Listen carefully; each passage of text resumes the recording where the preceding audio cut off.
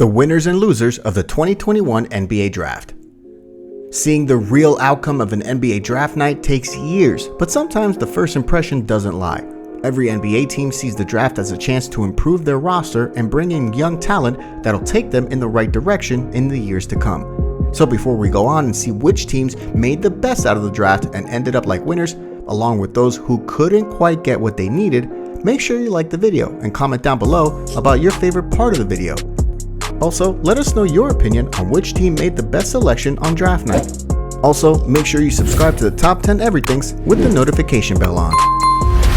Winners, Houston Rockets. The Rockets will lose a lot of games next season, just like they did last season, but they're arguably the biggest winners of draft night. Jalen Green, the second overall pick selected by the Houston Rockets, is the best pure scorer in the draft. And for a team that needs everything, getting a premium scorer is a good start.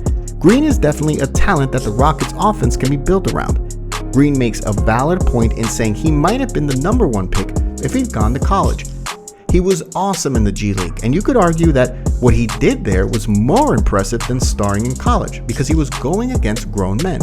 He has the best chance of anyone other than the first pick, Cunningham, to be a star, and he has the talent to be a future scoring champion. Houston also got a major steal in trading up to snag Alperen Şengün with the 16th pick. Then, the Rockets followed that up with the selections of Usman Garuba and Josh Christopher with back-to-back picks at 20 and 21, respectively. All four of Houston's first-round picks possess high upsides and fit into the franchise's current timeline. The Rockets' rebuild is well on its way. Şengün, who might be the most skilled big man in the draft, won the Turkish League MVP at just 18 years old. He's drawn comparisons to Nikola Vucevic and Enes Kanter and could prove to be the steal of this class if he lives up to his immense potential. Charlotte Hornets. After the eventual Rookie of the Year fell into their laps at number 3 last season, the Hornets benefited once again from letting the draft come to them, stealing James Bouknight at number 11 and scooping up Kai Jones via trade at number 19. Bouknight, the 6th overall player on Kevin O'Connor's big board, is a dream backcourt partner to LaMelo Ball and should feast on a plethora of open looks he's about to get in Charlotte. With Malik Monk and Devontae Graham headed for restricted free agency and Bismarck Biyombo and Cody Zeller hitting the open market, Charlotte could look drastically different next season. Gone are their dark days when it seemed like the Hornets took the best college senior year in and year out. In its place, a stunningly bright future for a team that seemed trapped in mediocrity not long ago. Orlando Magic. The Magic got a gift when Jalen Suggs, a two-way point guard with tremendous upside, fell to them at number 5. Orlando added another talented playmaker with Franz Wagner at number 8, who will bring versatility defensively to a group looking to improve on that side of the floor. These two selections look really good for a franchise going all in on its homegrown talent. Losers, New York Knicks.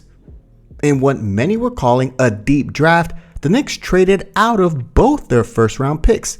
The team broke a long playoff drought only to be bounced in the first round by the Atlanta Hawks and decided to not add cost-controlled talent with potential. Tom Thibodeau has a good group in New York, but this is a difficult strategy to justify. The team stayed in the first round in a trade with the Clippers for number 25, but there was no reason to move down. They did get a solid player at number 25 in Quentin Grimes. Golden State Warriors.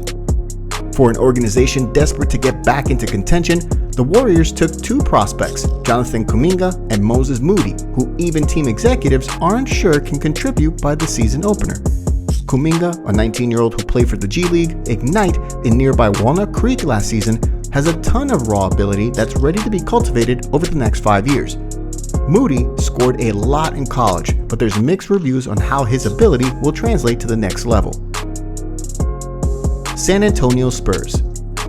The Spurs took the youngest player in the NBA draft, Joshua Primo, out of Alabama. The 6'6" guard averaged just 8.1 points, 0.8 assists, and 3.4 rebounds per game in his freshman season. He also turned the ball over 1.4 times a game. The Spurs had many good players still on the board at this point, many of which were either more ready to contribute or have more upside than Primo, who showed up as a second-round pick in most mock drafts. Still, what gives hope to the Spurs fans is that Greg Popovich can recognize young talent. Hey you that's watching the video, we're close to 2,000 subs. Help us out by turning notifications on, liking the video, and commenting down below. It helps the channel grow, and I would really appreciate it.